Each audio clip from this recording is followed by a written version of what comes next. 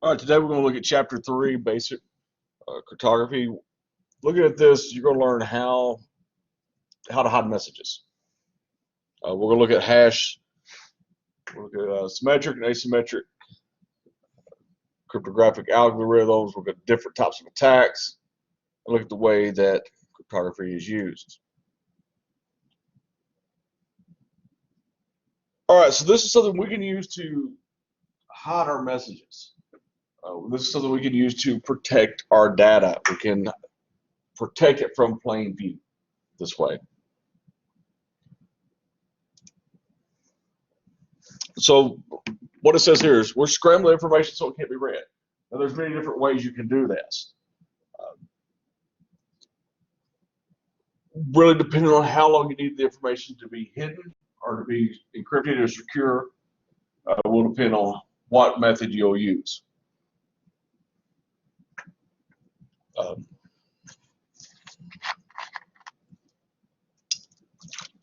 And we'll look at some ways that, some examples here of how the information is viewed in plain text. Plain text is where you can actually read it. So it'll be like the information you see on the screen here. You can read this, scrambling information so it cannot be read. Okay, if we wanted to take that and we'd put it into our ciphertext, which would be where we would encode the message, we'd encrypt it, we'd hide it. You can also take it and put the data in, you can hide it in images. This is an assignment I used to give all of my classes. My Photoshop class enjoyed it, where they were able to take messages and hide it inside of an image. There's a lot of YouTube videos out there that you can watch these. It'll be hidden in the metadata, and we'll look at examples of that as well. As we see here, I'm going to increase this, maybe, if I can find my mouse.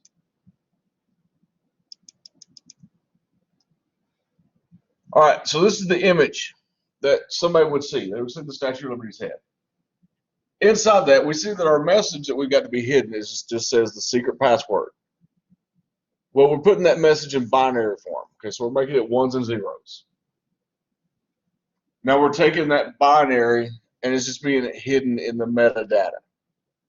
And so it's going to be placed in here, and then that's what they're going to see. Now when they start looking into it, they can pull that information out and decrypt it.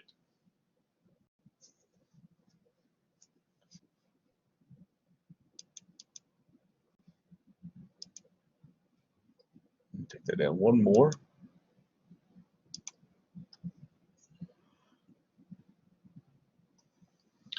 All right, some terms you'll need to know. Encryption is changing the original text into a secret message using cryptography.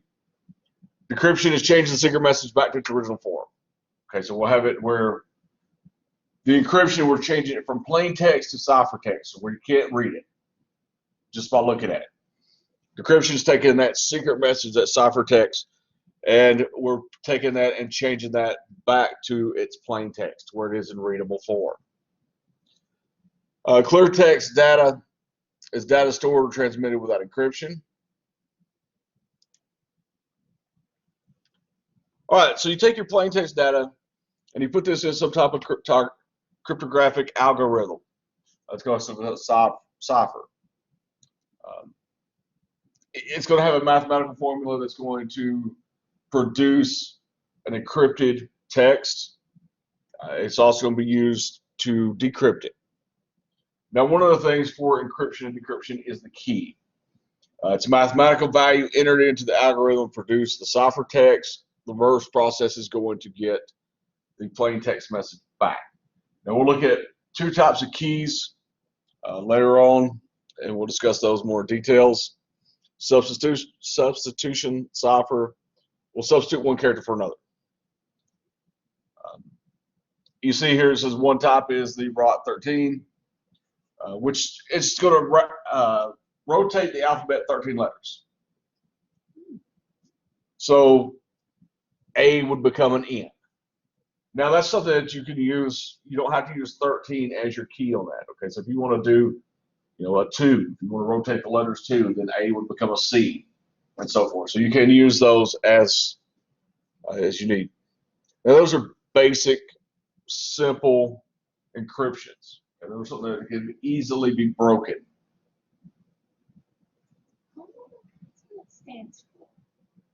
The XOR cipher is based on the binary operation exclusive or that compares to bits. All right, so now let's look at the example they're giving us here. All right, let's see here. We got our plain text. This confidential memo. Layoffs at the Lakeview store will begin. Now that message is being sent through an encryption. The algorithm is implied, and you see it's generated a key. Okay, so this is what the ciphertext is. So if I was to intercept this message while it's being transmitted, this is just what I would see. Okay, so I would not be able to read that the layoffs are happening. Now you'll notice that the ciphertext is the same from where it's sent to where it is received. It's running through the decryption algorithm, and they use some key. Once again, we'll discuss some different types of keys that they can use. And then you get the plain text.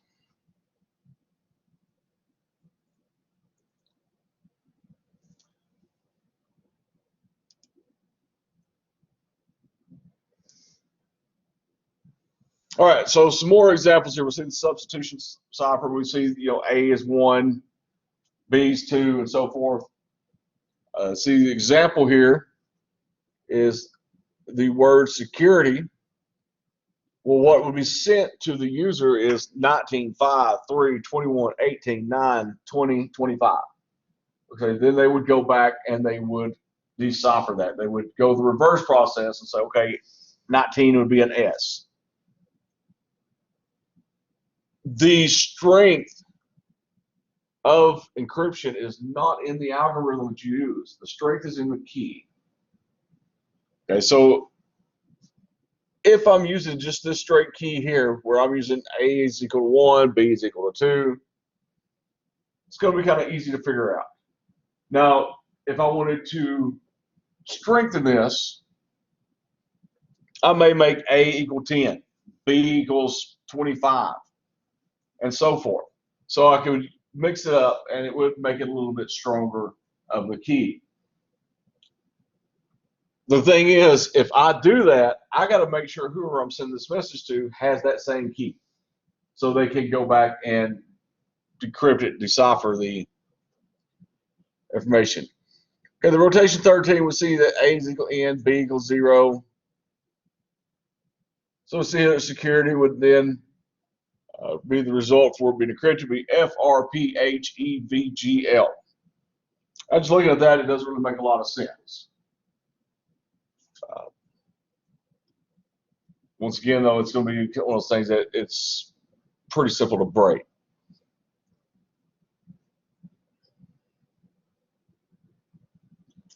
All right, the XOR cipher, we see A, B,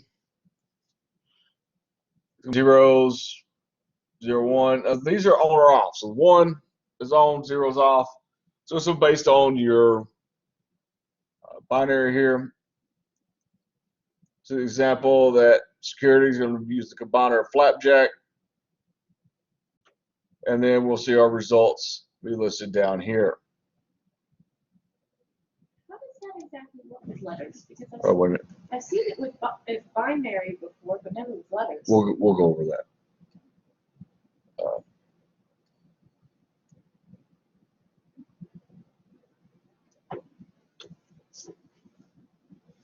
All right, so when we're looking at these, let me back this back out. All right, so you got underlying mathematical formulas that the modern cryptographic algorithms will rely on. Once again, you don't want any noticeable sequence. If we're doing A equals 1, B equals 2, we can kind of easily figure that out. Some software relies on a pseudo-random number generator.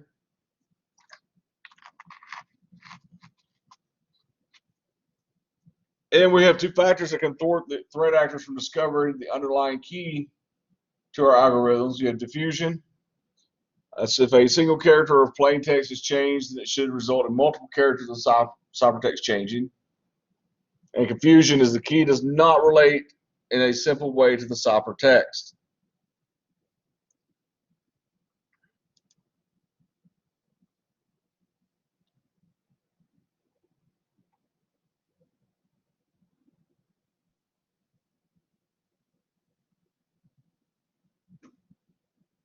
All right, so last week we talked about the CIA triad. This is something that encryption, cryptography provides these 5 basic protections. So we got the CIA, the confidentiality, integrity, authentication. So we ensure that only authorized person can view it, that the data has not been changed, it's correct and unaltered, and it can be ensures that the sender can be verified through cryptography. We also have non-repudiation, proves that the user performed the action. And I have a hard time saying this word, obfuscation, making it obscure or unclear. We also talked a little bit about security through obscurity last week. So there we're trying to make it so that people don't know what we have.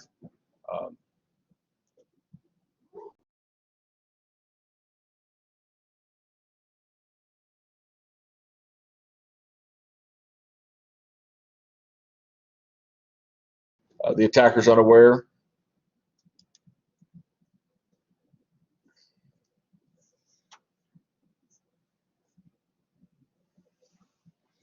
All right, so with these, we've already talked about these and what they do.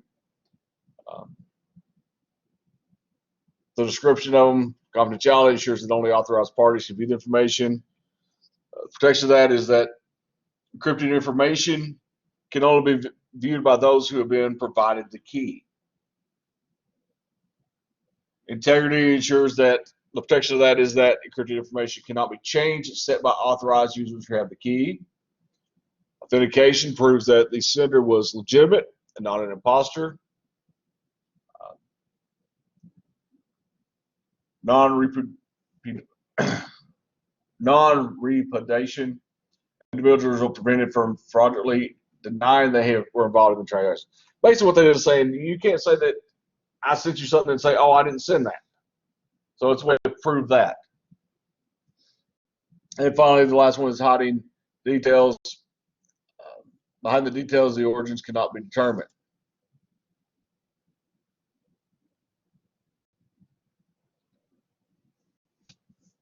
All right, so back to our CIA triad, the confidentiality, integrity, availability. We want to protect these while it's in 3 different states. We want to protect it while the data is in use, the data is in transit, or the data is at rest. And cryptography helps with this. So while the data is in use, the data is being performed, some actions being performed with the data, whether it's being read or whether it's being manipulated, something's being changed to it. It's why you actually have it open up the program, you're reading the information, you're typing the information, something like that. Data in transit actually transmits the data across a network. Okay, so like your emails, while your email is in transit from one point to another, we want to make sure that they're encrypted there, or your email or file, or send it to a server. And the data at rest. Okay, this is why it's stored on your flash drive, on your hard drive, on the server, while it's not being used. We want to ensure that it is protected there as well.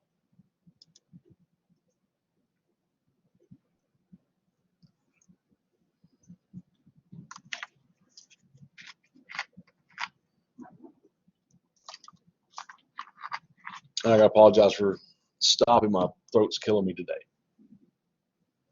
All right, so we also have a lot more small electronic devices are being used nowadays. So we got to make sure that we protect them as well. We have a resource versus security constraint. That is a limitation providing strong cryptography due to the tug of war between available resources and the security provided by cryptography. All right. So we'll look at the next slide and see the triad here, the triangle, the resource versus security constraint. Basically, you're looking at the more security you have, the less convenience you have. Right, same with this. The more security you have, the less energy, latency, less resources available.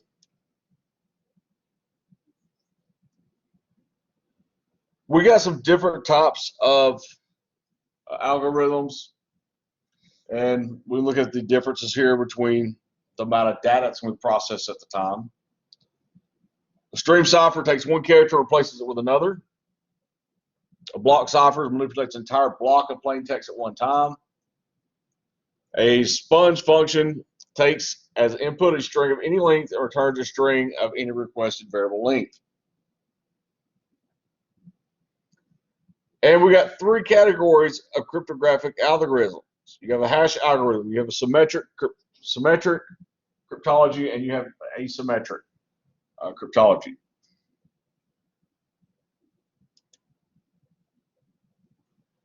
All right, hash is going to be called, or hash algorithm is going to be called hashing. It creates a unique digital fingerprint. It's going to be called a digest.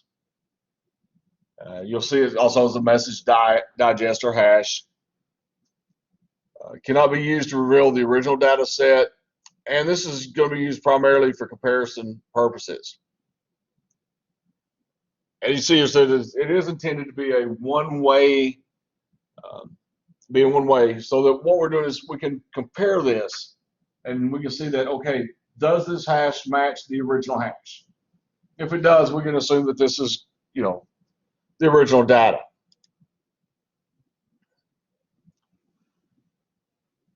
The secure hashing algorithm characteristics has a fixed size. They also have short and long data sets. They have the same size hash. It's unique. So two different data sets cannot produce the same hash. It's original. The data set cannot be created to have a predefined hash.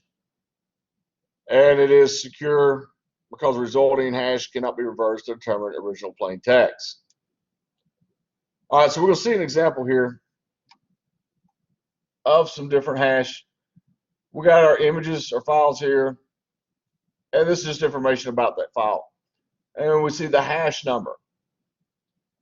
So we can look and say, okay, this was the hash that was produced. If we get this and our hash is different than what is listed there, then it's not the same file. Something has been changed there. The same with like messages. If you have a message, and if I'm sending you a message and I encrypt this, put a hash on it, and you get it, and the hash doesn't match what I've sent, somebody in between that has changed something in that message. So this is a way to verify the integrity. Now we have some different types of hash algorithms. I'm not going to go through all these. Read through these. We will talk about some of the things that are mentioned in here, such as collisions and stuff. Once again, just more types of hash algorithms. Symmetric cryptography or cryptographic algorithms, they use a single key to encrypt and decrypt the document. Now, this is also going to be called private key cryptography. And it says, the key is kept private between the sender and the receiver. Now, so what this means is if I write a message and I encrypt it with my key, and then I send you the message, I also have to get the key to you somehow, because you have to have the same key that I encrypted this with so that you can decrypt it and read the message. Okay, so the problem with symmetric is the key exchange. How do I get you the key? Do I send it in another email? Let's say I'm sending you the email and I send you a separate email with a key. Once again, I still run the risk of somebody, it's called a man in the middle attack, somebody sitting in the middle of our communications, grabbing that key, and also being able to decrypt the message then.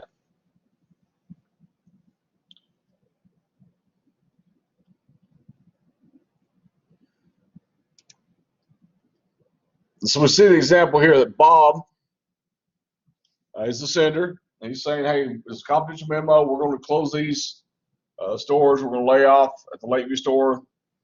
He encrypts the message. You see the key numbers 134706242008. Well, the ciphertext is generated through the encryption. It's sent to Alice, who then uses the same key to decrypt the message, and then she's able to read the message. The problem is getting this key from Bob to Alice. That is the struggle with symmetric cryptography. We do have some standards here. Once again, go through here and read these. Triple data, for example, it uses different keys for each round. So it's going to use 3 rounds of encryption, and it's going to use a different key for each one.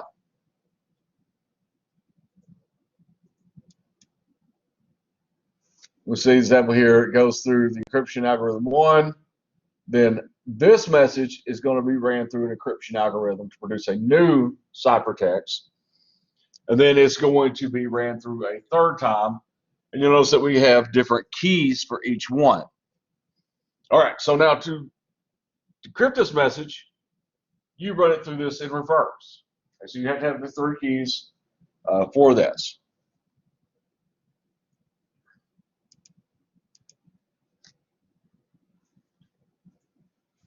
All right, so we got some other ones. A couple of these algorithms, Blowfish, they've not found any significant weakness in this.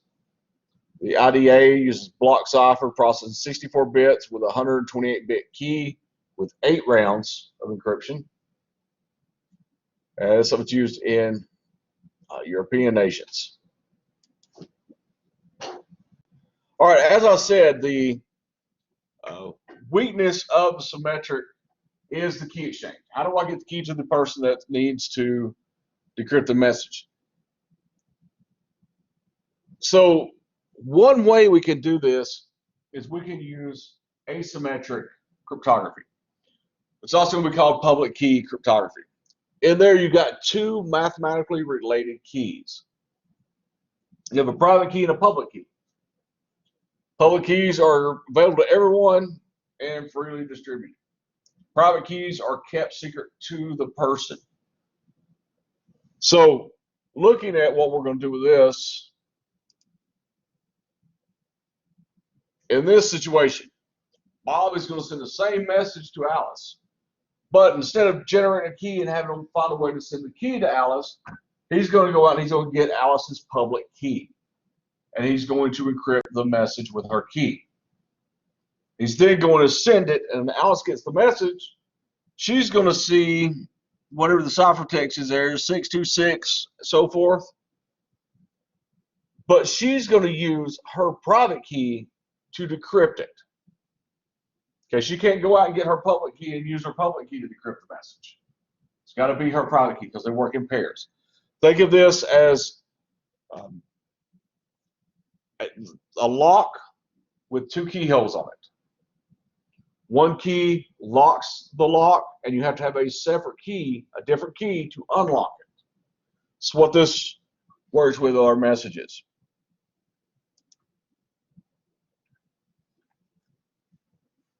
Now, keys can't work in both directions for these.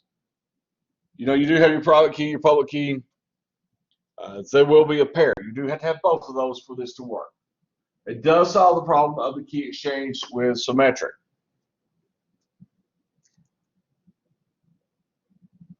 And we see some different common algorithms.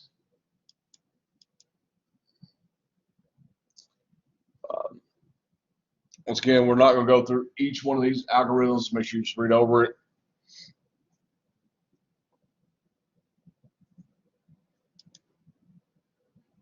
That is a elliptic curve cryptography described on the previous screen. All right, digital signature algorithm, it verifies the sender, prevents the sender from disowning the message. So when you sign it, it proves message integrity. So you're signing it saying, yes, I did send this. So then later on, I can't say, well, I didn't send it because it's signed with my digital signature.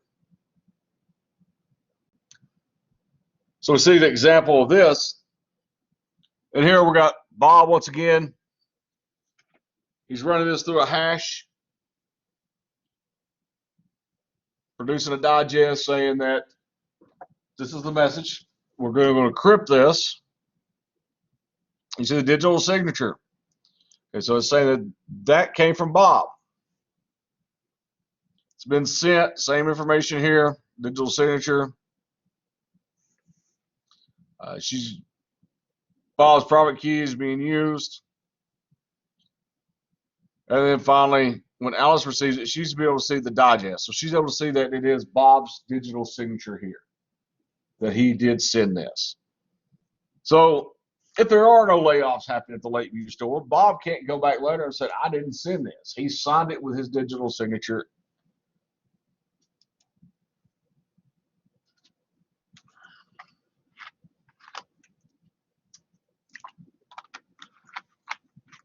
We do have key exchange. There are different solutions for key exchanges. We have our DH, DHE, ECDH, and then perfect forward secrecy.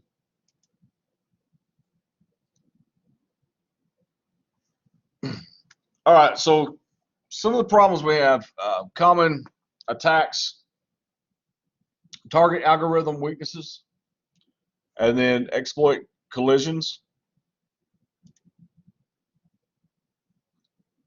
Algorithm attacks, known cipher attacks. These are ways that they try to get around strong algorithms. Downgrade attacks, depreciated algorithms, take advantage of improperly implemented algorithms. So we're looking at known ciphertext attacks. So we're trying to find a pattern in this. So we see that the underlying language of plain text, the example is English, and how this is used is by knowing which language is used for the plain text. Message inference can be made by regarding the statistical values of that language. We can also look at the distribution of characters, because they can say, okay, E is the most commonly used letter. Q is probably our least commonly used. So they can look at patterns in that. The null ciphertext distinguishes between actual ciphertext and injected null messages, which how it's used, the attacks may inject a frame that contains a null value and compare it with frames containing ciphertext. Management frames analyze content of the network management information. So this is something that's normally going to be there, so it helps them to build a pattern. And we'll talk later about that as well. All right, downgraded attacks or threat actor forces the system to abandon the current higher security mode of operation, instead fall back to implementing an older, less secure mode. Depreciated algorithms. That's something that you shouldn't use. It's got vulnerabilities that are known. And improper implementation means that it's got misconfiguration.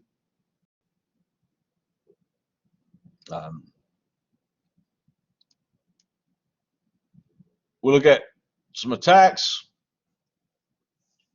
You have a collision attacks.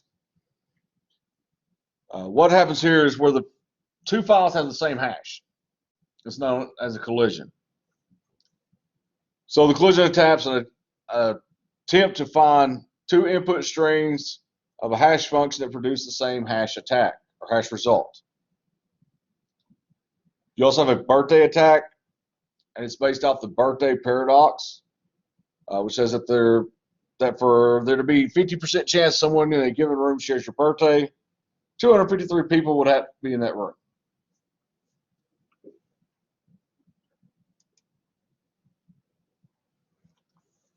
All right, we've talked about cryptography should be used to secure data while it's in transit, storage, at rest, or when it's in use. This includes your individual files, databases, removable media, data that's on mobile devices. It can be applied through software and hardware. When you look through encryption through software, you do have file and file system cryptography. It's encryption software that you can use to encrypt and decrypt files. You got pretty good privacy. That's a very popular one. It's a asymmetric cryptography system. It's used for files on the Windows system. The GNU PG, it's an open source product, runs on Windows, Linux.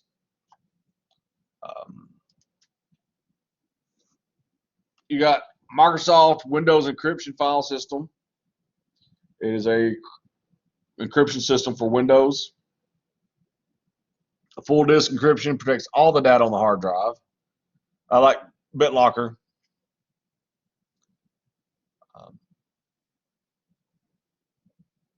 And you see here that it says, one of the things it does is it prevents the attackers from using that data or accessing that data by booting from a different operating system.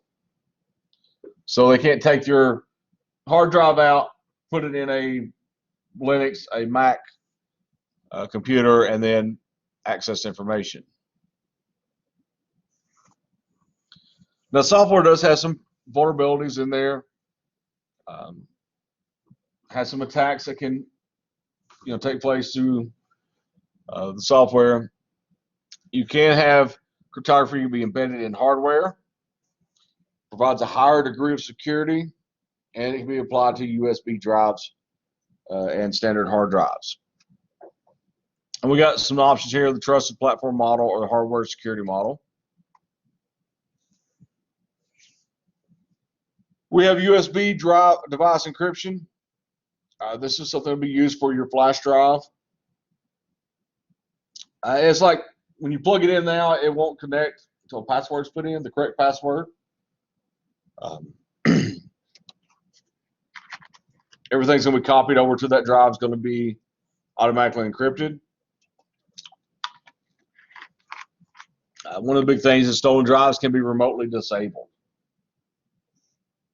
Self-encrypting drives, they protect all files stored on them.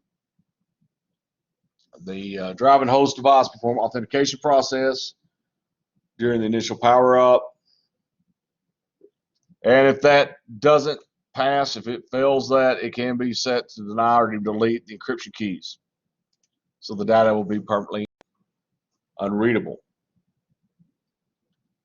All right, your trusted platform module, the chip on the computer's motherboard, provides the cryptographic services. It has a true random number generator. It's entirely done in the hardware, so it cannot be subject to software attacks. What this does, it prevents the computer from booting if files or data have been altered, and prompts for a password if the hard drive is moved to a new computer.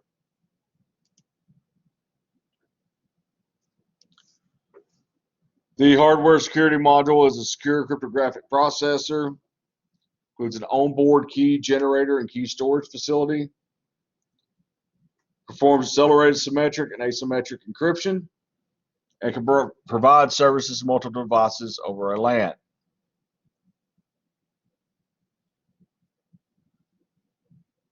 All right, so that's the end of the Chapter 3 unit.